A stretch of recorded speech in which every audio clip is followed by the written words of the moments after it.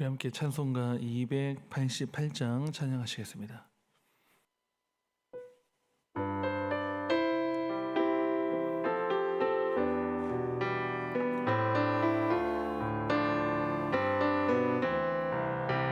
예수를 나의 구주 삼고 성령과 피로써 거듭나니 이 세상에서 내 영혼이 하늘의 영광 누리도다.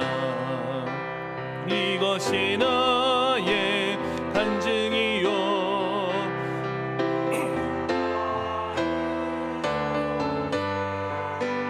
나 사는 동안 끊임없이 구주를 찬송하리로다.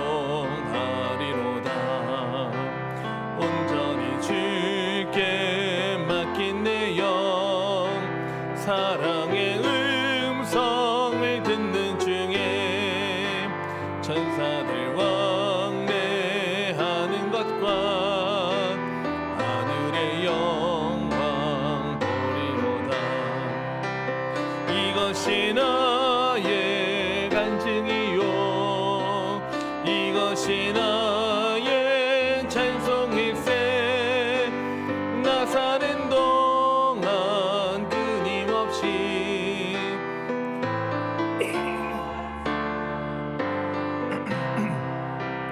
주 안의 기쁨 누림으로 마음의 풍랑이 잔잔하니 세상과 나는 간 곳 없고 구속한 주만 보이노라.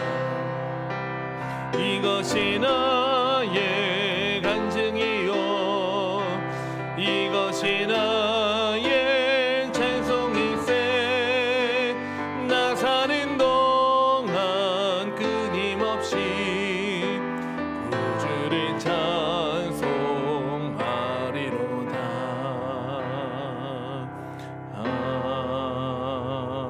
아멘.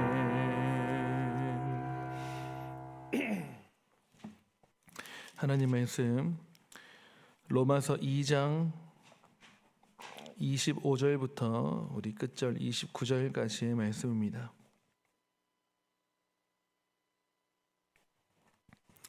로마서 2장 25절부터 29절까지 우리 교독하시겠습니다. 내가 율법을 행하면 할례가 유익하나 만일 율법을 범하면 내 할례는 무할례가 되느니라. 그런즉 무할례자가 율법의 규례를 지키면 그 무할례를 할례와 같이 여길 것이 아니냐. 또한 본래 무할례자가 율법을 온전히 지키면 율법 조문과 할례를 가지고 율법을 범하는 너를 정죄하지 아니하겠느냐. 무릇 표면적 유대인이 유대인이 아니요 표면적 육신의 할례가 아니니라. 다 같이 읽겠습니다. 오직 이면적 유대인이 유대인이며 짠한 것이라. 그 칭찬이 사람에게서가 아니요 다만 하나님에게서니라. 아멘. 오늘 저희가 함께 읽은 이 본문에서 사도 바울은 아주 뼈 있는 말을 합니다. 그게 뭐냐면 유대인들에게 자랑이라고 할 만한 것이 있는데 그게 뭐냐면 우리는 할례를 받은 민족이다 하는 자랑이 하나 있고 또 하나 자랑은 우리는 율법을 받은 민족이다 하는 여러분 그런 자랑할 만한 게 있으니까 마음에는 자부심이 생기겠죠. 그래서 자랑할 만한 것이 있고 자부심이 생겨난다는 것은 좋은 겁니까? 안 좋은 겁니까? 좋은 거지요. 그 자체로 보면 충분히 자랑할 만합니다. 여러분 전 세계 어느 민족이 하나님의 법을 받은 것을 성문화해가지고 하나님의 율법 조항을 갖고 있는 나라가 어디 있습니까?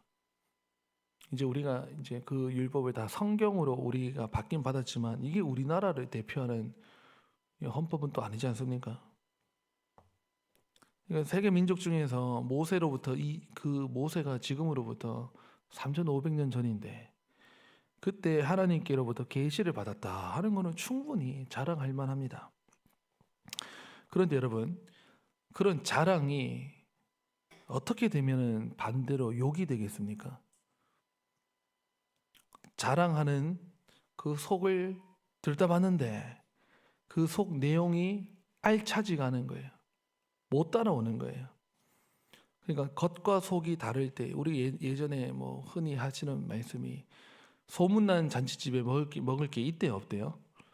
그러면 에이 뭐 하면서 싫은 소리 막 나오죠.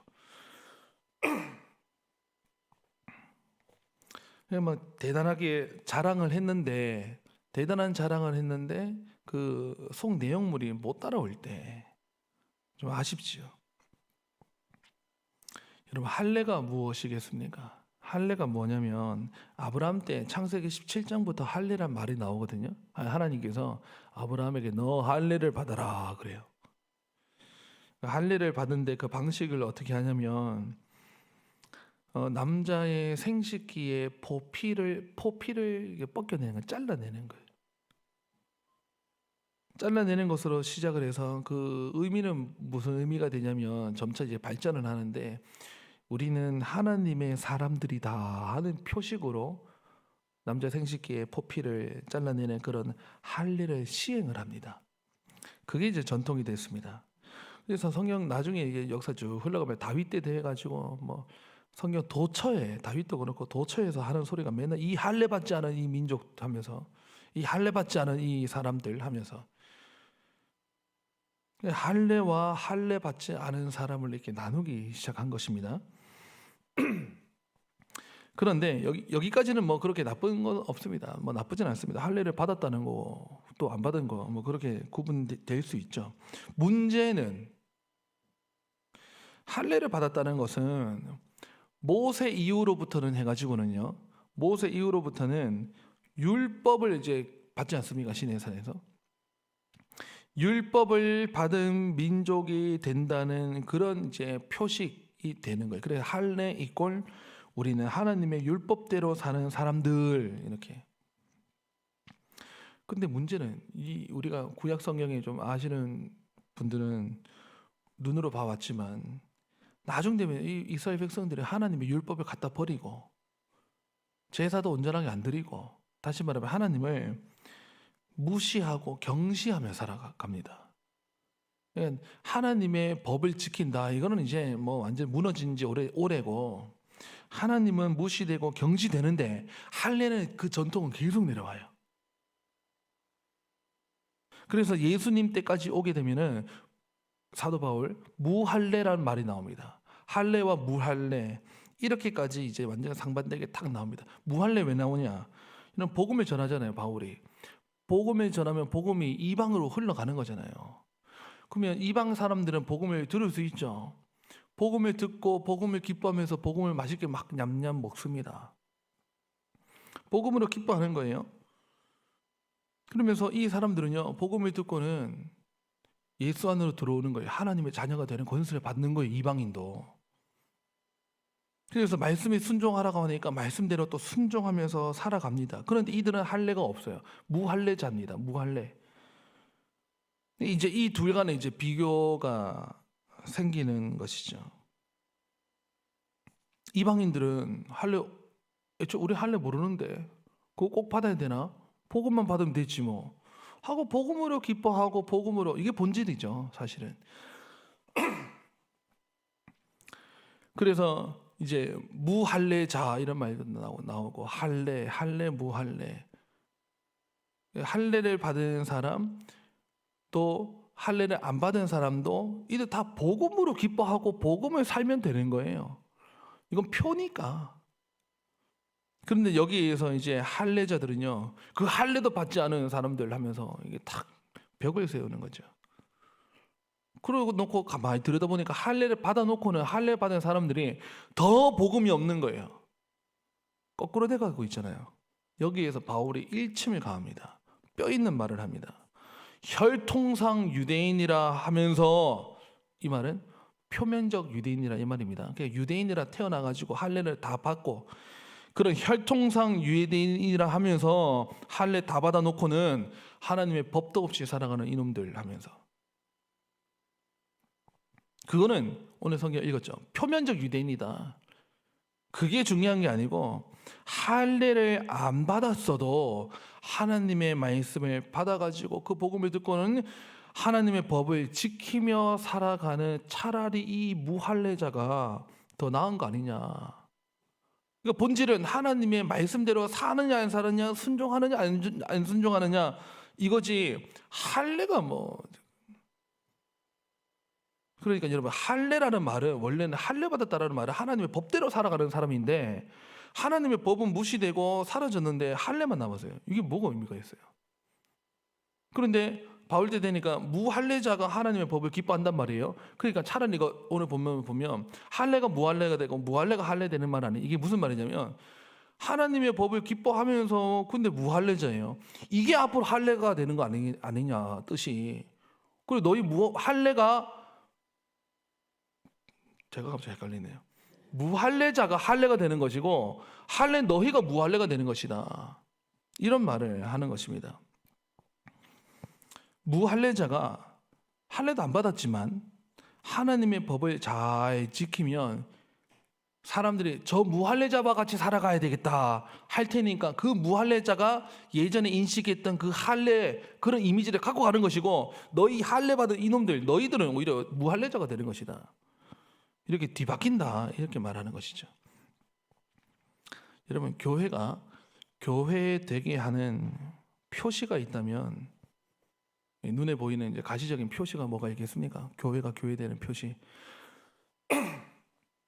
일단 우리가 제일 쉽게 생각하는 게 저 교회 밖에 뭘 내다 거는 거죠? 십자가를 내다 걸면 또 교회 간판을 내거는 거죠. 그러면 일단은 외부 사람들이 가게가 간판을 내걸어야 이게 식료품 가게인지 이게 음식 가게인지 무슨 뭐 다른 거 파는 가게인지, 아니면 교회 간판을 내거는데 최고의 간판이 뭐냐? 그 십자가 딱 하나 세우면 아, 저 교회구나 하고 알고 원하는 사람들은 이제 들어올 수가 있는 거 아니겠습니까? 십자가를 세웠습니다. 그래서 한국 교회가 다 십자가를 세웠어요.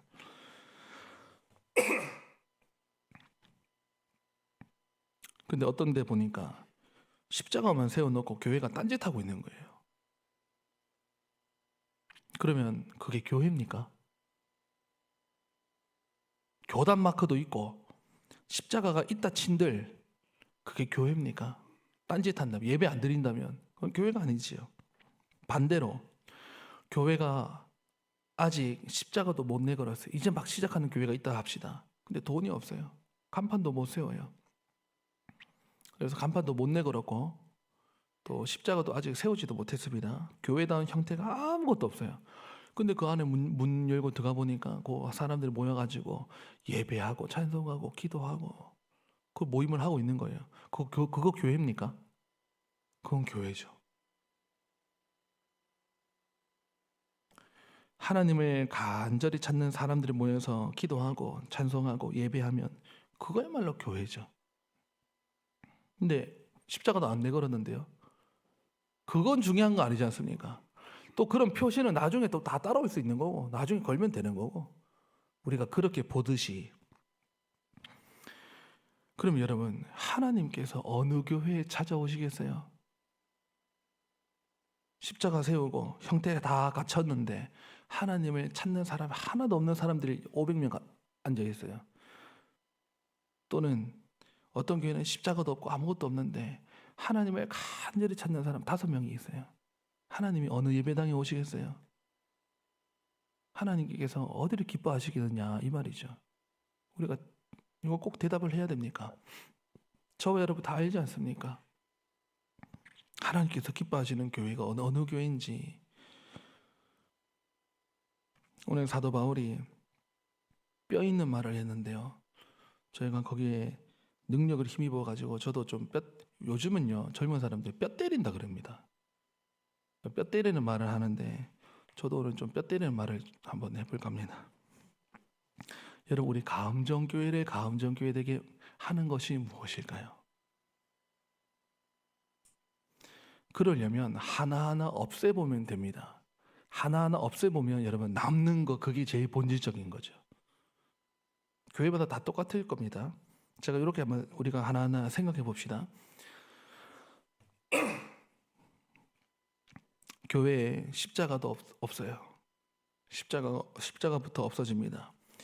교역자실도 없고 당회실도 없고 또 우리가 또 집사님께서 반주해 주셨는데 피아노도 없고 그래도 교회입니까? 아직 교회죠. 이것도 없고 또 여러분 앉아있는 의자 다 없었는데 생각해 보세요. 옛날 한국 교회는요 지금 이런 편안한 의자는 이건 천국입니다. 천국. 옛날 한국 교회 장의자는요 이 등받이가 없이 의자만 있었어요. 세상에 거기 어떻게 4시간 앉아 있었을까요? 원래 의자도 없었고 얘 방석이고요. 그래서 나중에는 이제 뒤로 좀 눕기도 하고 방석도 대자 해가지고 장의자에 방석도 다 되고 발도 좀 올리자 해가지고 막 발도 올리고. 근데 여러분 이런 의자가 없다 하면 어떻게 하시겠어요? 그냥 땅바닥에 앉는 거죠. 각자 뭐 방석 가져와서 악기 하나도 없고 여러분 이 마이크 하나 없으면 설교자가 좀 불편하겠죠. 그러나 말이 여기서 나옵니까? 여기서 나옵니까? 설교자만 있으면 되는 거예요. 목에 힘주고 좀 크게 말하면 되죠. 그러니까 여러분 이것저것 다 없애보세요. 뭐만 남느냐? 사람만 남아요. 예배당도 다 없다 해보세요. 그럼 이 터만 있으면 우리 예배를 못 드립니까? 제가 볼 때는 목사님 올라설 돌 조각 하나만 있으면 그거 올라가가지고 찬송이 어디서 터져 나와요? 성도들의 입술이 있고. 기도는 뭘로 해요? 기도할 마음이 우리 안에 있고 기도할 입술을 우리가 다 갖고 있고 악기 없어도 하나님께서 우리가 다 심어놓은 몸 악기 목소리가 있고 그러면 기도되죠. 찬송되죠. 말씀은요. 목사님만 목만 살아있으면 돼요. 그죠? 그러면 말씀 되고 그럼 거기서 예배할 수 있다. 그죠? 그럼 그게 교회입니다. 그러면 이것저것 오늘 일부 예배 때 공교롭게도 조명이 나간 거예요. 그래서 제가 시커먼 데서 설교했습니다. 그래도 제가 물어봤어요. 여러분 지금 유튜브로 보는 사람은 일부 때 놀랐을 거예요. 왜냐면 시커멓게 나오니까. 근데 여러분 제가 물어봤습니다. 여러분 지금 설교 듣는데 불편해요? 안 불편해요? 그러니까 듣는 데는 지장 없는 거예요. 조명이 나가도. 마침 잘 돼요. 여러분 조명이 없어도요. 저는 말을 할 수 있고요. 기침이 나오지만 목소리만 나오면 설교할 수 있고 그러면 여러분 우리 하나님 말씀을 들을 수 있고 찬송할 수 있고 기도할 수 있고 그게 교회라는 거죠. 본질이 뭐죠? 유대인들의 본질을 놓친 거예요. 자기들은 할례라고 하는 것만 자랑한 거예요. 자랑만 남으니까 무할례자가 비웃지 않겠느냐. 오늘 바울이 한 뉘앙스가 그런 거거든요.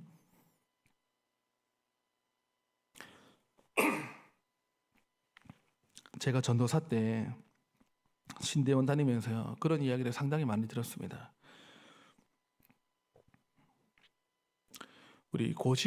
저는 고신의 목사가 된 것이 너무 자랑스럽고 저는 고신에서 태어났고 고신교회를 쭉 자라다 중간에 짬뽕이 좀 많이 됐습니다. 이제 대학교를 서울신학대학교 뭐 교단도 안 가리고 그냥 갔어요. 그냥 막 가니까 거기 성결교단이었고요. 그리고 서울에서 그 대학교 때 다니던 교회가 3일교회 다녔거든요. 그건 통합측이고 또 첫 사역지가 작은아버지 목회를 하시는데 개척하시고 한 10몇 년 된 교회 조그마한 한 8, 90명 된 교회 거기서 제가 첫 사역을 했거든요. 3년 무보수 그리고 교회 방에 들어와 살아라. 네? 아무튼 이제 그런 생각을 하면서 근데 그 교단이 백석이거든요. 저는 이제 고신의 정통에서 보면 저는 완전 이단하죠. 이리 갔다가 저리 갔다가 두루 돌아왔나이다 하면서 그랬는데 이제 제가 다시 신학대학원은 내가 본 교단 우리 고신으로 가야 되겠다. 고신의 목사가 돼야 되겠다 하고 갔는데 여러분 고신의 자랑이 얼마나 대단합니까? 우리 고신의 선배 목사님들은 우리 고신의 선진들은요 목숨을 내어 걸어서 이 교단을 지켜낸 거예요. 그래서 일제 치하 속에서 동국요배 동쪽을 향해서 엎드려 절을 해라. 고개를 90도로 숙여서 허리를 숙여서 어떤 일정한 시간에 우리나라도 그런 게 있었습니다. 동쪽을 향해서 동쪽에 뭐가 있는 거예요? 일본 천황이 있어서 일제 치하 때 엎드리라고 절하라고 했을 때 차라리 여기를 잘라라 하고 다 붙들려간 분들이 고신의 목사님이고 나머지 분들은 제가 뭐 다른 교단인데 다른 교단 뭐 제가 비난할 마음이 아닙니다. 그냥 일단은 사는 게 낫지 않냐 일단은 후위를 도모하면서 뭐 그렇게 이거는 우상 숭배가 아니다 하고 자기들끼리 그런 결정하고는 뭐 따라가기도 하고요. 죽어도 못한다 한 게 고신의 선배님들이세요. 그래서 옥고에 치르잖아요. 옥고를 치르면서 죽기도 죽고 순교하는 거죠. 그게 고신의 선배님들을 보여주면서 우리 고신대학교든 고려 신학대학원은 큰 놀이 있는데 보통 세 가지 한자 사자성어가 있어요. 일사가고 한 번은 죽는 마음으로 신앙생활 한다. 여주동행 주님과 함께 동행한다. 지사충성 죽을 때까지 충성한다. 이게 고신의 정신이거든요. 저는 이런 데 오니까 이런 데서 자라왔고 중간에 딴 데 갔다 왔지만 다시 이게 너무 감사하고 좋은데요. 문제는 이게 우리의 자랑이거든요. 근데 이게 언제 독이 될까? 제가 신학대학원 다니며 전도사 하면서 오시는 목사님들 혹은 교수님들 수업 때, 강의 때, 예배 때 항상 이런 말 듣다 보니까 우리 후예들이 자부심이 빵빵하게 이래 되는 거예요. 좋다. 이거는 뭐 좋은 거죠. 근데 우리의 삶을 보니까 반에 반도 못 따라가면서 맨날 하는 소리가 전도사들이 뭐 지사충성, 뭐 일사가고. 그래서 제가 물어요. 그래, 우리가 뭐 죽을 일이 있나? 우리는 죽기는 틀렸어요, 이제는. 이렇게 편안한 시대를 맞이해가지고. 그러면서 그 후회된 영광은 우리가 다 취하고 있고, 맨날 이 깃발 흔들고 있고, 이거를 자랑 다 하면서 정말 그만한 신앙을 우리가 본받아가고 있느냐, 그 속이 할 때는 저는 아닌 것 같거든요. 선배 목사님들을 이룩한 그분들은 죽어서 얻은 영광을 우리가 사탕 빨아먹듯이 우리는 후회된 하면서 우리가 그 고신에 후회다면서 할 때 물론 후회된 거 감사하고 자랑할 만한데 우리가 순교했습니까? 내가 죽었습니까? 그 아니면서 선배의 영광을 가지고 아직도 우리가 여기에 우리가 혹시 거들먹거리는 것처럼 제가 느껴져 가지고 이러다가 우리가 독이 되겠다. 우리 후예들이. 우리는 그런 정신을 본받아야 되는데 자꾸 이거 말하다 보니까 여러분 이름만 남는 거예요. 말만. 저는 이게 너무 가슴에 사무쳤습니다. 그 무게감이 엄청난 건데 이거를 우리가 이렇게 쉽게 말할 수 있나? 죽지도 못할 거면서 저는 이 생각이 들었던 거죠. 우리 교회 이야기를 해보면 여러분 우리 가음정교회 자랑이 무엇이겠습니까? 여러분 교회의 자랑은 그건 무엇입니까? 예수 그리스도 한 분밖에 없는 거죠. 교회의 자랑과 교회에 내걸 것은 하나님 한 분, 예수 그리스도가 날 위해 죽으시고 그분만 높아지시고 다른 모든 것들은 그분의 앞에 굴복해서 엎드려서 다 죽어줘야 될 것들이에요. 이래 될 때 하나님만 가장 높아지실 때 그게 교회의 자랑 아니겠어요? 세상 즐거움 다 버리고 세상 자랑 다 버렸네. 주 예수보다 더 귀한 것은 없네. 뭐만 남아요? 예수밖에는 없네. 이런 마이크 없어도 이런 조명 없어도 우리 교회 120년 됐잖아요. 여러분 120년 우리가 살아왔습니까? 선조들이 살아왔습니까? 근데 우리 교회가 120년이 자랑임과 동시에 이 120이라고 하는 숫자에 우리가 빵빵해지면요 이거 우리에게 독이 될 겁니다. 그럼 1년 된 교회는 영광이 하나도 없는 거예요?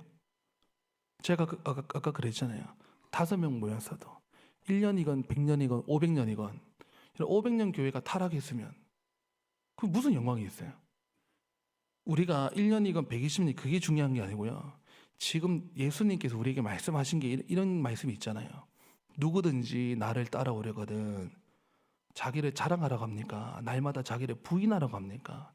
자기를 부인하고 날마다 자기를 부인하는 거예요. 자기 긍정이 아니고 자기를 부인하고 자기 십자가를 지고 따라오요. 십자가는 형틀이에요. 사형틀이에요. 죽는 장소에 죽는 틀이에요.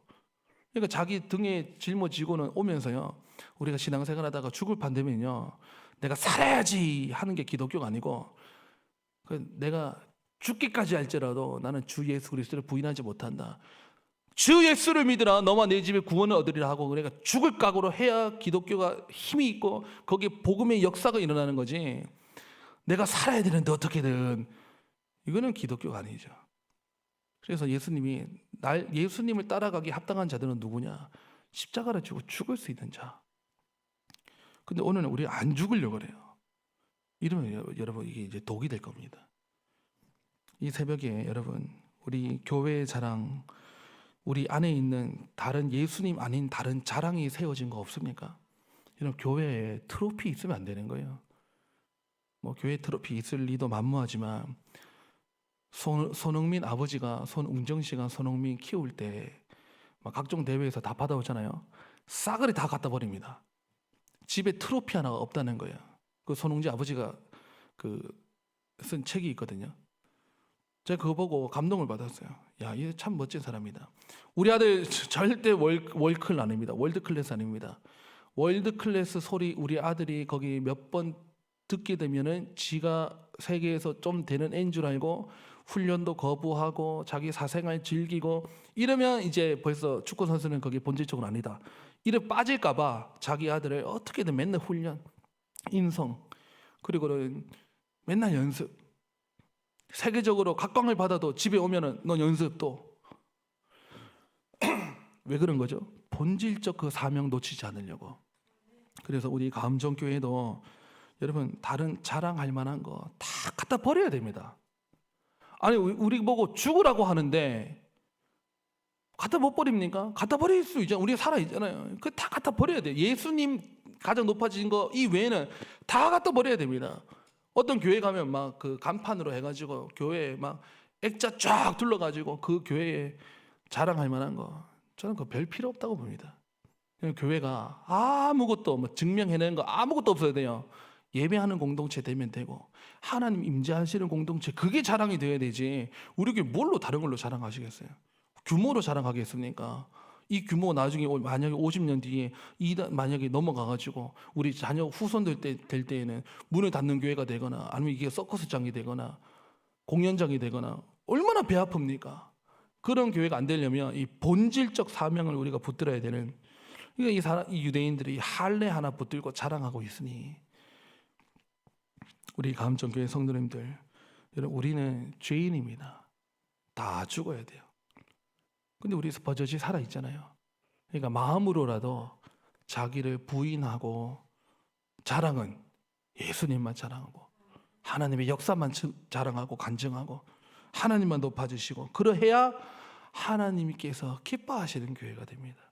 그러면 하나님께서 우리와 함께 하시면 우리 교회는 미래가 있는 거예요. 이것은 하나님께서 살려주시는 거거든요. 하나님께서 세워주시는 그런 하나님의 칭찬이 있는 우리 감정교회가 되면 좋겠습니다. 그러기 위해서는 우리 여러분 마음을 완전히 낮추고 예수님께서 우리 성경 말씀에 그런즉 선줄로 생각하는 자는 넘어질까 조심하라.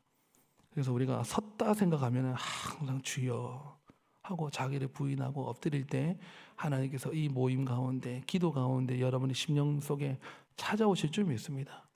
그런 하나님의 은혜를 다 받으시는 여러분들 다 되시기를 간절히 바랍니다. 기도하시겠습니다. 아버지 하나님 감사를 드립니다.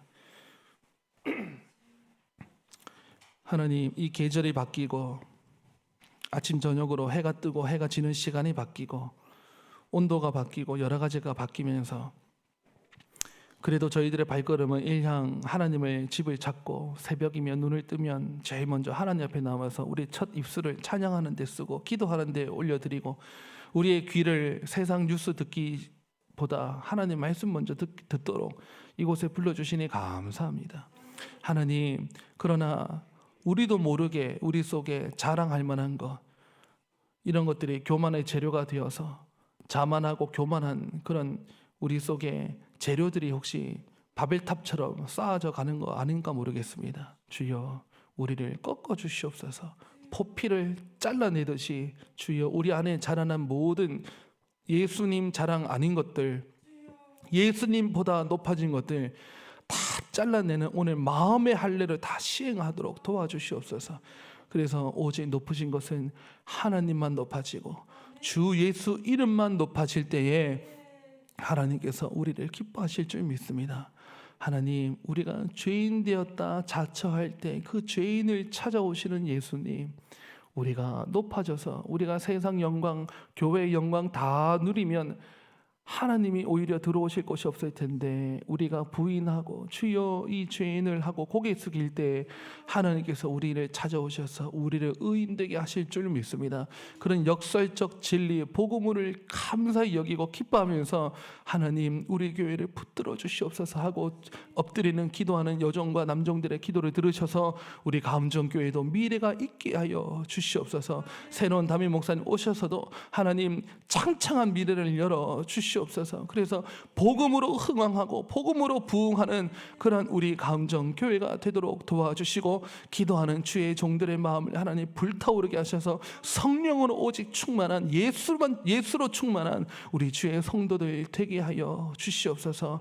모든 마음의 번잡스러운 것들 다 갖다 버리게 하시고 성령의 불로 다 태워버리고 오직 하나님만 남을 때 하나님께서 이 모든 것을 너에게 더하시리라 하는 또 복의 역사가 우리를 따라와서 그것으로 감사히 여기며 오직 하나님 앞에서는 겸손한 종으로 살아갈 때에 주님, 하나님 앞에 인정받고 칭찬받는 우리 모든 그리스도인들 다 되게 하여 주시옵소서. 감사드리며 예수님의 이름으로 기도드립니다.